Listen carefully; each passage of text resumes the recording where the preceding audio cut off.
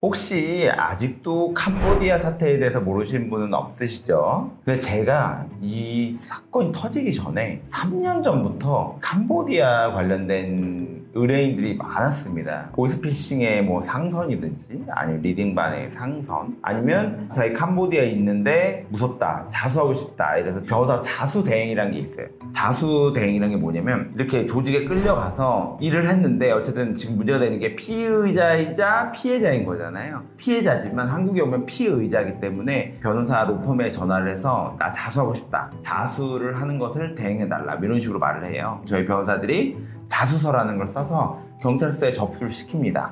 그리고 들어오는 그 편을 말을 해주고 저희가 가서 곧장 체포영장이나 아니면 임의동행으로 해서 경찰서에 가게 하는 거예요. 이걸 왜 하냐면 우선 자수감경이라는 감경 규정이 있기도 하고, 자기가 허락 없이 한국에 왔을 때 그 조직에서 킬러든지 아니면 진짜 그런 조직원들 놔두고 인천공항에서 해코지를 할 수도 있거든요. 경찰에게 오히려 협조를 하는 거죠. 그래서 지금 댓글에 보면 피의자인데 왜 이렇게 또 도와주냐 이런 말도 많은데, 어쨌든 그분들도 자신의 실수로 이런 일이 일어난 것을 굉장히 통감하고, 그리고 이렇게 자수를 해서 자신들이 공범들을 다 부르고 수사기관에 협조하기 위해서 이렇게 하는 거라서 무조건 나쁘다고 볼 수 없습니다. 어쨌든 저희가 사건을 한 지가 한 2, 3년이 지났는데 이제 터지기 시작하더라고요. 그리고 실제로 9년, 10년 전에 그때는 캄보디아가 아니고 중국이었어요. 맞아요. 중국이었죠. 중국에서 취업으로 갔다가 비자 뺏기고 여권 뺏기고 맞으면서 운 좋게 우리나라 탈출해가지고 자수해서 집행유예 받은 사례. 원래 그 당시에도 실형이 많이 나왔는데 자수하고 또 변호인 변론 준비 잘 해가지고 집행유예 받은 사례가 있었어요. 근데 문제는 캄보디아가 중요한 게 아니고 왜 그 우리나라 청년들이 거기 가서 피해자 겸 피의자가 돼서 전과자가 되는 일이 일어나냐, 요게 포인트인 겁니다.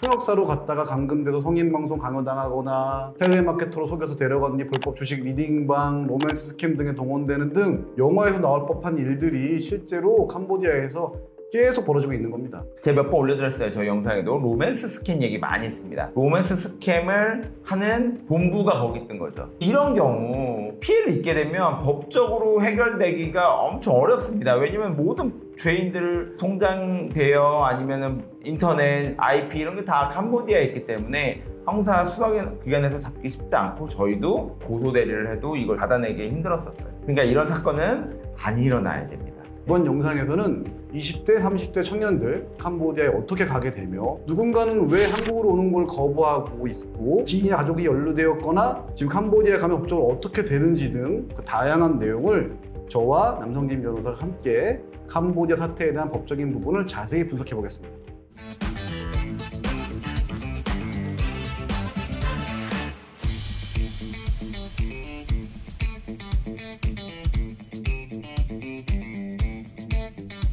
우선 캄보디아 현재 상태가 어떤지, 얼마나 심각한지는 뉴스와 인터넷에서 충분히 보셨을 것 같아서 스킵을 하고요. 이 얘기를 했으면 좋겠습니다. 납치를 당했거나 강제로 끌려간 경우를 제외하고 자진해서 거의 99%가 이 경우예요. 캄보디아에 들어간 20, 30대 젊은 청년들은 도대체 무엇을 보고 간 걸까? 왜 도대체 그분들을 유혹했던 게 무엇일까요? 첫 번째는 돈이고 두 번째는 일자리죠. 일부 경제적으로 변화 끝에 몰린 청년들이 주로 이용하는 온라인 커뮤니티. 특히 지금은 접속이 막혔지만 하데스 카페라고 하는 사이트에서는 캄보디아뿐만 아니라 말레이시아, 태국 등 해외로 취업할 사람을 찾는 구인글이 올라오고 그 글을 통해서 출국하는 경우가 많다고 합니다. 한번 보시면 혹합니다. 저도 순간 혹하더라고요. 왜냐면 월급을 많이 줘. 월급을 진짜 안 줍니다. 웬만한 변호사 상위 뭐 싶어요. 보시면 여성분들 고정월급제 1150에서 1700, 남녀 이거 다 세우잖아요. 남녀 월급 인생 월평균 1500에서 3000, 지난달 직원 중 최고 월급 4,500만 원. 이게 연봉이 아니고 월급입니다, 여러분. 이거 주급도 있어. 뭐 박지성이야? 주급 평균 500, 월 평균 2천만 원 이상. 와, 이 말이 안 되죠? 어디 학과 나오고 경력직 이런 거 안 써 있어요. 그냥 상담을 잘하시는 거 이게 전부입니다. 그러니까 조건이 너무 지금 이렇게 험맹나게 쉬운데 많이 준다, 이거 의심을 해봐야 돼. 근데 저희가 해외뿐만 아니라 한국에서도요, 저희가 했던 사건에서 강남 멋있는 빌딩 안에 있는 사무실이었는데 그게 리딩방이었거든요. 비트코인 리딩방. 그분들은 막 자문 변호사들도 있었어. 진짜금액이 너무 낮다. 근데 월급이 많다. 이거 의심을 해봐요. 그렇죠. 근데 사정이 경제적으로 많이 힘든 상황이면 의심 못하고 유혹에 빠질 수도 맞습니다. 있죠. 우선은 그래도 한국에 있으면 그나마 뭐 도주라도 할 수 있는데 여러분 해외에서 하는 거는 진짜 일단 여권을 뺏겨. 그럼 못 갑니다. 우리 사진 기사에 하나 올라온 게 있어요. 캄보디아 거였는데 쓰레기통에 한국 여권부터 중국 여권 다 발견된 사진이 있었거든요. 무조건 여권 뺏어서 쓰레기통 버려버립니다. 그렇기 때문에 해외 취업은 절대 가면 안 됩니다, 여러분. 우선은 이 포인트에서 법 이야기를 좀 넣을게요. 저희가 그래도 변호사니까. 우리가 잘 아는 취업정보 사이트에서도 불법 구인글이 정상적인 채용 광고로 위장해 올라오는 경우가 분명히 있습니다. 이렇게 속은 거예요. 원래는 해외에서 일하는 사람을 모집하는 채용 공고를 올리려면 직업안정법에 따라 고용노동부 장관에게 신고를 해야 됩니다. 하지만 이런 구인글, 자기 밑에서 범죄같이 저지를 사람 찾는 거잖아요. 당연히 고용노동부에서 신고를 안 하고 못하죠. 놀라운 사실은 해당 법을 위반해도 국가기관에서 처벌은 없고 처분으로 100만 원 이하의 과태료가 전부예요. 전가 기록도 없어요. 같은 법에 거짓 구인 공고라거나 거짓 구인 조건을 제시한 경우 5년 이하의 징역 또는 9천만 원 이하의 벌금에 처한다 벌칙도 존재하지만 실제로 쉽지 않은 현실입니다. 우리가 다 아는 이름 있는 회사들이야 당연히 정상적으로 적법한 절차에 따라서 모집하는 거겠죠. 그런데 처음 들어보고 경력도 안 보는데 나한테 돈을 많이 준다. 의심해봐야죠. 그리고 상담원, 이게 문제입니다, 여러분. 상담원으로 가는 건 다 의심해봐야 돼. 상담원. 그러면 이거 보피 상담원이야, 결국엔. 알았죠? 아니 캄보디아어도 못하는데 왜 갑자기 캄보디아에 상담원? 그럼 누구 상담하겠어? 한국인을 상담하겠어. 여기 있어. 한국인만 근무 가능. 그럼 이게 뭐 하겠다는 거야? 한국인을 속이겠다는 거 아닙니까? 범죄율 확률 90%. 한국어만 가능한데 캄보디아를 간다? 사기입니다. 저는 이들이 정말 치밀하다고 느낀 게 한국이 그렇게 난리가 났는데도 아랑곳하지 않고 사람을 지금도 계속 모집하고 있어요. 언론사 기자들이 그런 구인글을 보고 캄보디아에 가려는 척 연락을 시도해본 영상이 유튜브에 올라와가지고 맞아요. 봤는데 인천공항 위험하니 베트남이나 태국을 경유해라. 1년을 넘어가면 한국에 들어와서 조사를 받을 수 있다. 뭐 이런 말을 하면서 어떤 사기를 칠 예정인지까지 친절히 알려줍니다. 그리고 마지막에 이런 말을 꺼냅니다. 가족 같은 분위기, 안전하다, 또한 철저하다. 만약 실제 지원자가 전화로 이런 말을 들었다면 범죄 조직이 하는 말씀은 정말 기가 막혀 설득력이 있어 보일 것 같아요. 저도 봤는데 아주 친절하게 말하더라고요. 중요한 포인트는 여러분 이겁니다. 들어가는 건 내 맘, 나오는 건 너 맘. 이게 과거에도 있었다고 했잖아요. 과거에 중국이었는데 지금은 캄보디아 다크스 뿐이지 정말 정상적인 좋은 일자리인 줄 알고 친구 소개 또는 지인 소개 광고를 보고 갔단 말이에요. 가자마자 여권 뺏기고 지갑 뺏기고 방에 가둬놔. 그 다음부터 이제 시키는 거야. 난 하고 싶지 않아. 근데 안 시키면 밥도 안 주고 때리고 욕해요. 그럼 안 할 수 있겠어요? 실적 채우면 돈도 준다는 거예요. 맞아요. 돈은 또 아예 안 주는 거 아닙니다. 저희 의뢰인들의 경우에는 한 달에 200 정도? 근데 문제는 여러분 이렇게 이제 협박을 하면 통장을 뺏어요. 도피나 리딩방 이런 거에 통장이 있어야 모든 시작이 되는 겁니다, 여러분. 그리고 이런 사건은요 3개가 필요해요. 뭐냐면 대포폰, 대포통장, 돈을 수거해 올 사람 이게 셋이 필요해요, 한국에서. 그렇기 때문에 한국인 통장이 비싸게 거래가 됩니다. 실질적으로 만약에 100억을 받았다. 그럼 원래 수수료가 한 0.5% 정도 됩니다. 그럼 5천만 원이죠. 그런 식으로 원래 수수료가 있어요. 근데 걔한테 200 주는 거야. 5천만 원 기대 받고서. 그리고 100억 만약 자기 통장으로 받았다? 그럼 형량은 5년 나옵니다, 여러분. 5년 깜빵에 살아요. 저희가 했던 사례에서는 그분이 한국으로 귀국해서 자수했어요. 자수해서 자기가 했던 일들 다 밝히고 원래는 다 실형이야 이거는. 무조건 실형이에요. 왜냐면 자기 때문에 피해 입은 사람들이 있으니까. 그런데 법원에서는 아주 특이한 케이스. 이 사람이 실제로 고문받고 맞았다는 거를 또 다른 피해자 같이 한국 돌아왔는데 그 사람이 또 같이 재판받으면서 증언을 해준 거예요. 그래 너는 그런 사정이 있었구나. 하기 싫었는데 맞으면서 어쩔 수 없이 했구나라는 게 참작이 돼서 무죄는 안 되고 무죄는 절대 안 되고 집행유예 나온 적이 있었죠.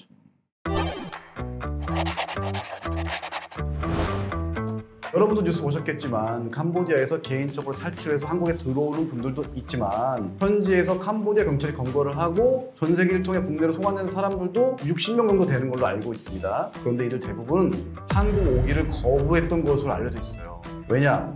자기들도 알고 한 거니까. 이런 결국 그래서 한국 와가지고 다 구속된 상태입니다. 근데 60명 말도 안 되게 적고요. 왜냐면 저희가 하는 사건들의 상상만 해도 거기에 뭐 몇십 명 있기 때문에 60명은 뭐 진짜 조적지열입니다. 그죠. 엄청 몇백 명 몇백 명 있어요. 몇백 명 다 도주한 거고 최소한 몇백 명이죠. 다 잡아야 되는데 지금 60명은 진짜 전체 뭐 5% 될까요? 한국에서 오기를 거부한 사람들은 한국으로 돌아와서 구속되고 감옥에서 처벌받을 거라는 걸 본인도 잘 알고 있을 거예요. 물론 누군가는 범죄인 줄 알면서 자발적으로 들어갔음에도 불구하고 저희가 앞서 얘기했던 것처럼 시키는 자밖에 없었다. 납치당해서 감금을 당한 범죄 피해자 주장하겠죠. 근데 이건 정말 확실히 말씀드리면 본인의 결박을 주장하거나 양형을 받는 데 있어서 이런 거짓말은 도움이 되지 못합니다. 공범이 얘 진짜 도움받았어요. 멍투성이야. 이런 식으로 확실한 증거가 발견돼야 되는 거고 이건 거의 다 그렇게 안 봅니다. 판사님이 정확하게 봐요. 다 공범으로 봐요. 맞습니다. 첫 진술은 굳어지면 되돌리기 어렵기 때문에 한국에 들어오면 빠르게 자수하고 어차피 구속됩니다. 따라서 영장 구속까지 잘 치르고 판결해서 좋은 결과 나오도록 해야 되는 거고 피해자분들은 빠르게 그런 자기가 피해된 사실이 있으면 그분을 대상으로 배상 명령을 신청하거나 이런 식으로 좀 보상을 받을 수 있도록 노력을 해야 됩니다.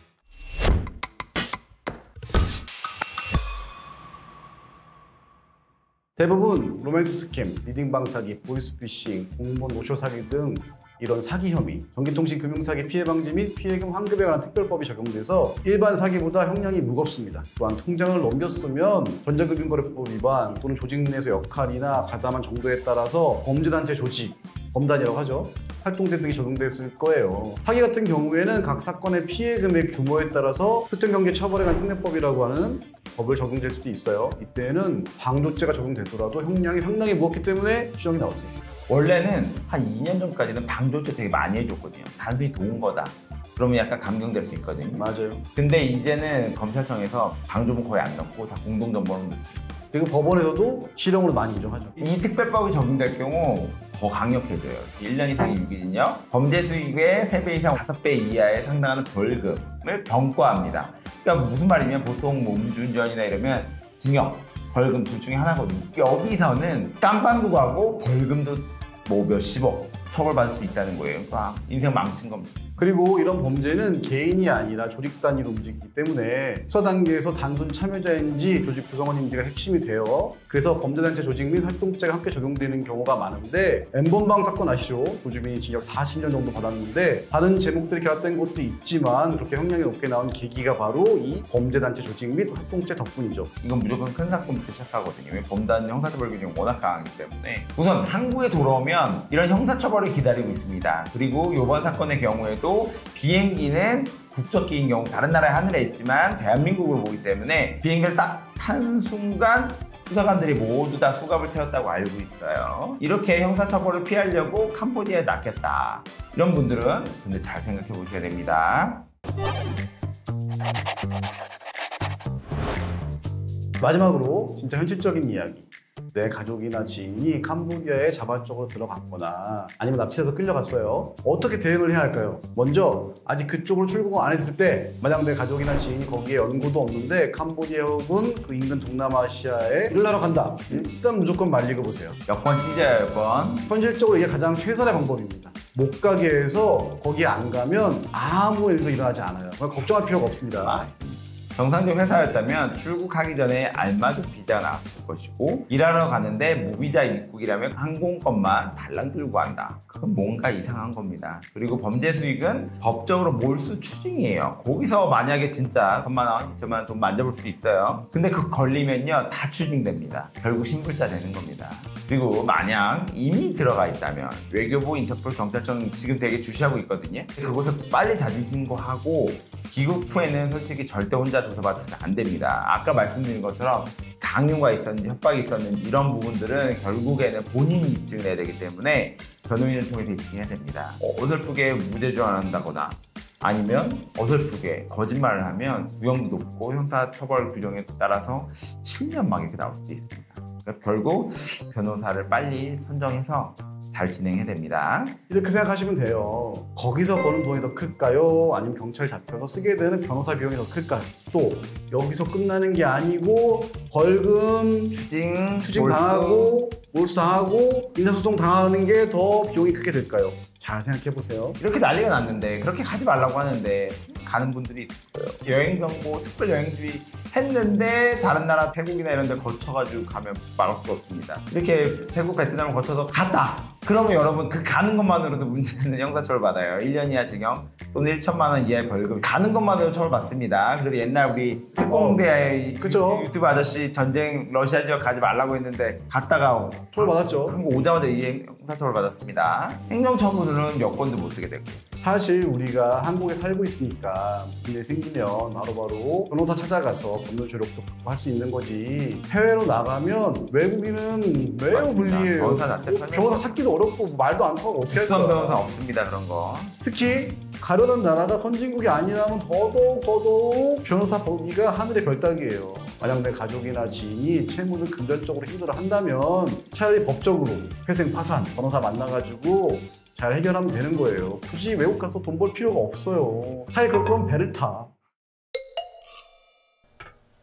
쉽게 돈을 많이 벌 수 있는 방법이 있다. 아니면 내가 비용을 다 대줄 때 해외에 같이 다녀올래? 나에게 이상하리만큼 호의적인 사람이 있다. 걸러야 됩니다, 여러분. 쉽게 돈을 벌 수 있는 방법은 없고요. 그것이 결국 나를 범죄자로 만들 수 있는 겁니다. 그리고 제발 자기만 속으면 되지 타인, 친구, 뭐 가족 데려가지 마. 데려가지 마세요, 제발. 뉴스를 보니까 캄보디아에 있던 범죄단체들이 옆 나라인 라오스나 베트남으로 옮겨가고 있다고 하던데 이제는 어떤 상황인지 알면서 가게 되는 거예요. 이럴 때 적발되면은 나 범죄인지 몰랐다 사기당했다 이런 거 씨알도 안 먹힙니다. 만약 주변에 캄보디아나 다른 동남아시권에 갔다가 이런 상황에 저의 법률적인 조력이 필요한 경우 저희 로맨즈로 연락주세요. 말씀드린 것처럼 빠르게 귀국해야 되고 빠르게 자수서 써서 빠르게 수사기관에 들어가야 되고요. 오히려 이때는 구속되고 판결받는 것이 더 그 사람 일신의 보호가 됩니다, 여러분. 이런 조직 특성상 구치소나 교도소 안에 얘를 해쳐라.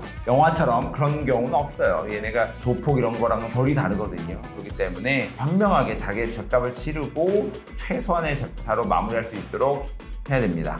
이와 비슷한 사건을 많이 해결했기 때문에 더 잘 해결할 수 있도록 노력해 보겠습니다. 지금까지 로맨즈 남성민 변호사 신학범 변호사였고요. 이번 영상도 잘 보셨다면 구독과 좋아요, 알림 설정 부탁드립니다. 감사합니다.